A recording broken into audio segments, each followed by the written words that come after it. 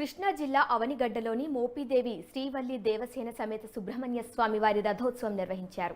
3 రోజుల పాటు జరిగే స్వామివారి బ్రహ్మోత్సవాలతో సుబ్రహ్మణ్య క్షేత్రం భక్తులతో పోటెత్తింది. వేడుకల్లో భాగంగా నిన్న స్వామివారి కళ్యాణం ఘనంగా చేశారు ఆలయ అర్చకులు. మోపిదేవి పురవీధుల్లో వల్లి దేవసేన సమేతంగా స్వామివారు రథంపై భక్తులకు దర్శనమిచ్చారు.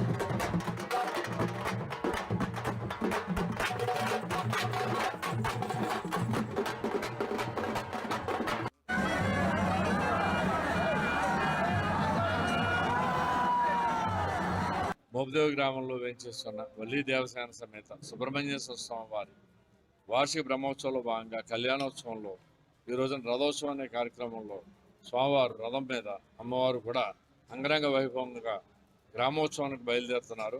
ఈ యొక్క కార్యక్రమంలో ముఖ్య అతిథిగా స్థానిక శాసనసభ్యులు మన ఎమ్మెల్యే గారు వచ్చి ప్రప్రదంగా కొబ్బరికాయ కొట్టి రథాన్ని కల్పించడం జరిగింది. ఇది పోలీసు వారి సేవ. పోలీసు వారు కూడా ఇందులో విస్తృతంగా పాల్గొంటున్నారు. ఇందులో చుట్టుపక్కల గ్రామాలే కాకుండా ఇతర రాష్ట్రాల నుంచి కూడా వచ్చిన ఇంచుమించుగా వేలాది మంది భక్తుల సమక్షంలో స్వామివారు అంగరంగ వైభవంగా రథోత్సవానికి కలుగుతున్నారు. ఈ క్షణాన భక్తులందరూ కూడా స్వామివారిని దర్శించుకుని స్వామివారి యొక్క కృప పాత్రలు అవుతారని నేను మీ ద్వారా విజ్ఞప్తి చేస్తాను. మోపిదేవి గ్రామంలో వేంచేస్తున్న వల్లి దేవసేన సమేత సుబ్రహ్మణ్యేశ్వర స్వామి వారి వార్షిక బ్రహ్మోత్సవంలో భాగంగా కళ్యాణోత్సవంలో ఈ రోజున రథోత్సవం అనే కార్యక్రమంలో స్వామివారు రథం మీద అమ్మవారు కూడా అంగరంగ ఒక్క మాఘమాసంలోనే పంచమి రోజున వసంత పంచమి రోజున జరిగే కళ్యాణం రోజునే సప్తవర్ణాలతో చేస్తారు. ఆసేతు హిమాచల పర్యంతం కూడా ఏ క్షేత్రంలో అయినా సరే గర్వంగా చెప్పుకోదగ్గ క్షేత్రం సుబ్రహ్మణ్యేశ్వర స్వామి వారి క్షేత్రం. ఆ క్షేత్రంలో ఈ సప్తవర్ణాలతో ఈ తలంబరాలను ఎవరైతే స్వీకరిస్తారో, ఎవరైతే ఆ స్వామివారి యొక్క అనుగ్రహాన్ని పొందుతారో సంకల్ప సిద్ధులై పునర్దర్శనాన్ని పొందుతారన్నమాట. ఈ రోజున రథసప్తం సందర్భంగా ప్రదోషకాలంలో సప్తమి గడియల్లో స్వామివారికి రథోత్సవం కొనసాగుతోంది. రేపు ఉదయం స్వామివారి యొక్క ధాన్యకుట్నోత్సవము, వసంతోత్సవము, అనంతరము సుబ్రహ్మణ్య మాలాధారణ చాలా విశేషంగా మాలలు వేసుకున్న భక్తులు ఉన్నారు.